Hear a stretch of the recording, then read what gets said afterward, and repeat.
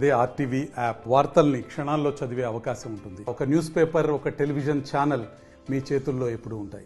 మాది మనుగూరు అండి. నా పేరు ఆగమ్మ. ఎప్పుడు మా తాతలు ఖమ్మం నుంచి పొట్ట చేత పట్టుకొని మనుగూరు నడిచి వచ్చారండి. నడిచి వచ్చి అప్పట్లో భూమి కొట్టుకొని ఇప్పుడు మా తాత చనిపోయింది. మా నాయనమ్మ, మా తాత, మా అమ్మ, మా నాన్న ఇప్పుడు మేము కూడా చేసుకొని అదే భూమిలో బతుకుతున్నాం. మా పిల్లలు ఇప్పుడు ఈ భూమి వచ్చి మాకు కావాలి అని అంటే మాకు ఏ ఉపాధి లేకుండా ఎలా అండి ఇవ్వడం? మాకు సింగరేణిలో ఏమన్నా మా పిల్లలకి ఉపాధి కలిగించి సింగరేణిలో ఉపాధి అవకాశాలు ఉంటేనే తీసుకోండి. మాకు జాబులు లేని మేము ఆ పొలాలు ఇవ్వ, మా ప్రాణాలు ఇవన్నా ఇస్తామండి. సంపమనండి, మరి అటనన్నా తీసుకోమనండి. సంపి సంతోషంగా సింగరేణి ఉద్యోగాలను సంపాదించుకొని వేరే వాళ్ళకి ఇవ్వనండి. మాకు వద్దులేండి. మేమేమైపోవాలండి? అసలు మేమేమైపోవాలి? ఎన్ని సంవత్సరాలు బట్టే మేము అన్నం, ఆ భూతల్లి మాకు అన్నం పెడతాంటే బతుకుతున్నాం. ఇలా మీరు తీసుకొని మరి మా పరిస్థితి ఏంటి? మీరు అతను ఏమంటాడు జిఎం గారు, నా చేతిలో ఏమీ లేదన్నప్పుడు మరి ఆ చేతిలో లేనప్పుడు మా కాడికి ఎందుకు వచ్చి మరి గ్రామ మీటింగులు పెడతానండి? అసలు ఎట్లా మీటింగులు పెట్టి మమ్మల్ని ఏం చేద్దామని? ఒకళ్ళు కాదు, ఇద్దరు కాదు, ఎక్కడ ఒక 5 ఎకరాలు 10 ఎకరాలు ఇట్లా తీసుకోవటం. ఇక మీకేమి లేదు. ఒక 2 లక్షలు ఇక మల్లెపల్లి పోయిందంటే 2,50,000 కట్టించారు. ఇండ్లు అన్నారు, వాకిన్లు అన్నారు. తీసుకున్న వాళ్ళే అలో లక్షనే అంటారు. ఆ ఇచ్చిన డబ్బులన్నీ వాళ్ళు తాగి ఆగం చేసుకుంటారు. మరేంటి పరిస్థితి? ఆ రోజులలో పొట్ట చేత పట్టుకొని వచ్చి ఇలా భూములు కొట్టుకున్నారు. మరి ఇప్పుడు 4 తరాలు అయితేనే మాకు ఇప్పుడు అది కావాలి. మీకే పట్టా లేదంటారు. మరి ఆ గవర్నమెంట్ ఇవన్నీ పట్టాలు మాకు ఎక్కడి నుంచి వచ్చినాయి? గవర్నమెంట్ ఇన్ని సంవత్సరాలు బట్టి మాకు 80 సంవత్సరాలు 70 సంవత్సరాలు బట్టి పట్టాలు ఎందుకు ఇవ్వలేదు? మమ్మల్ని ఏం చేద్దామని ఇల్లు ఉన్న పట్ల ఇట్లా మీటింగులు పెట్టి మా భూములు తీసుకొని ఇక సీక్రెట్ గా మాట్లాడుకొని నడిపిస్తారు. ఇక కార్యక్రమం అంతా తెలియదు. అట్లా చేసుకోకుండా ఏదో వస్తుంది సంతకాలంటే ఏ సంతకాలన్న సంగతి కూడా మాకు తెలియకుండా ఇట్లా ఎన్నేళ్ళు అంటే ఇక తెలియని వాళ్ళు చదువురానంటే ఇప్పటికి కూడా చదువురాని వాళ్ళు ఉన్నారు, ముసలోళ్ళు ఉన్నారు. ముసలోళ్ళు ఎంతమంది ఎంత అనాథలై బతుకుతాండ్రు. ఏ ఉద్యోగాలంటే కొడుకులు ఎవరికి వాళ్ళకే బతుకుతాండ్రు.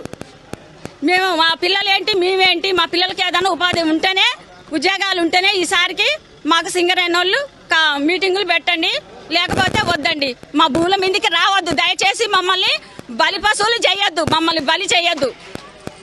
పీసా కమిటీ అధ్యక్షుడిని. ఈరోజు సింగరేణి భూ సర్వేల భాగంగా పీసా గ్రామ సభ మణుగూరు మున్సిపాలిటీ కుమ్మగూడెం గ్రామంలో ఏర్పాటు చేయడం జరిగింది. మరి ఇక్కడికి వచ్చినటువంటి అధికారులు ఎటువంటి సమాచారం, పూర్తి సమాచారం లేకుండా అసంపూర్తి సమాచారంతో గ్రామ సభకు హాజరై మీకు భూములు ఇవ్వండి, మీకు తగిన ప్యాకేజ్ ఇస్తాం, అలాగే భూమికి నష్టపరిహారిస్తాం అని చెప్పడం జరిగింది. కానీ ఇక్కడ నుండి ఎవరైతే భూములు కొలుపుతున్న రైతులు వారి భూములు ఇవ్వడానికి ఈ ఆమోదం తెలపట్లేదు.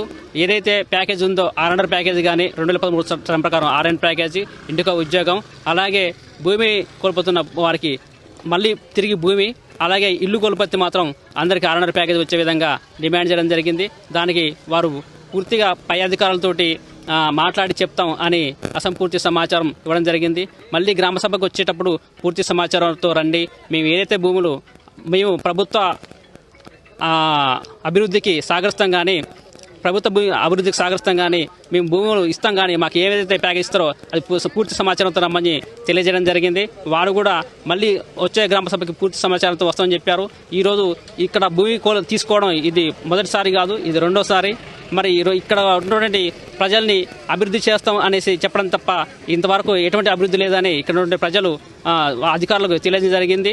దానికి కూడా వాళ్ళు పూర్తి చర్యలు చేపడతామని చెప్పడం జరిగింది. నా పేరు రమాదేవి అండి. మాది మణుగూరు గాంధీ బొమ్మ సెంటర్. మాది మల్లంపేట భూములండి. ఈ పక్కన కూడా ఉన్నాయండి మా తాతల వాళ్ళ కాలం కాడ నుంచి మేము ఆ భూములు చేసుకుంటున్నామండి. మాకు ఆ సాగు ఇంకా చేసుకుంటున్నాం మేము. ఇప్పుడు కొంచెం కొండాపురం అని తీసేశారు, అవి ఇవి అని తీసేశారు, కానీ వాళ్ళకే సక్రమంగా ఏది చేయలేదు. ఇప్పుడు మా మల్లంపేటలో భూములు కూడా తీసుకుంటామని అంటున్నారు. మరి మా పరిస్థితి ఏంటండి? ఇంతకుముందు పోయిన భూములు తీసుకున్న వాళ్ళకే ఉద్యోగాలు ఇవ్వలేదు. 2 లక్షలు 3 లక్షలు ఇచ్చేస్తే వాళ్ళు తాగి చికా చేసుకొని అగాధమై పిల్లలు ఆగమైపోయారు. ఇప్పుడు మా పరిస్థితి ఏంటండి? మరి మా భూములు కూడా తీసుకుంటామంటున్నారు. మరి మా పరిస్థితి ఏంటండి? మాకు గ్రామ సభ పెట్టినట్టు కూడా మాకు తెలియదండి. ఈ 10 ఎకరాలు 20 ఎకరాలు డివైడ్కి చేస్తున్నారు, ఎవరికి వాళ్ళే తీసేసుకుంటున్నారు, ఖాళీ చేయమంటున్నారు. మా మణుగూరు ఈ సింగరేణి చేయబట్టి డెవలప్మెంట్ కూడా లేదండి. ఏంటి మా పరిస్థితి? పంపులు రావట్లేదు, డస్ట్ అంతా ఇంట్లో వచ్చి పడుతుంది. మేము ఏం చేయాలండి అప్పుడు? ఇప్పుడు మేము ఇక్కడ 10 ఎకరాలకి పోనిచ్చి 5 లక్షలకి 10 లక్షలు ఇస్తే మేము ఎటెళ్ళి కొనుక్కోవాలండి? కోట్లు పెట్టి. మా సంపాదన ఎంత అండి? ఒకసారి చూడండి మా సంపాదన ఎంత, మా జీవితాలు ఎంత, మా పిల్లలేంటి, మా తాతలు కాలం నుంచి చేసుకుంటున్నాం మేము ఆ భూముల్ని. 3-4 తరాల నుంచి ఆ భూమి మీద మేము ఆధారపడుతున్నామండి. మరి మా పరిస్థితి ఏంటి? ఇప్పుడు ఎవరికి వాళ్ళే 10 ఎకరాలు అన్నారు, ఇవాళ గ్రామ సభలో 45 ఎకరాలు అంటున్నారు. వాళ్ళని డివైడ్ చేశారు.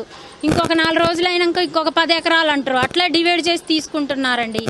కొంచెం దయచేసి మీకు దయించి మా భూముల జోలికి రావాలంటే మా పిల్లలకి ఏదన్నా ఒకటి, మాకేదన్నా ఒకటి ఆధారవి చూపించి మా భూములకు జోలికి రావాల్సిందిగా మేము కోరుకుంటున్నామండి. మరిన్ని వీడియోస్ కోసం ఛానల్ ని సబ్స్క్రైబ్ చేయండి. లేటెస్ట్ అప్డేట్స్ కోసం వాట్సాప్ ఛానల్ ని ఫాలో చేయండి. అండ్ లింక్ డిస్క్రిప్షన్ లో ఉంది.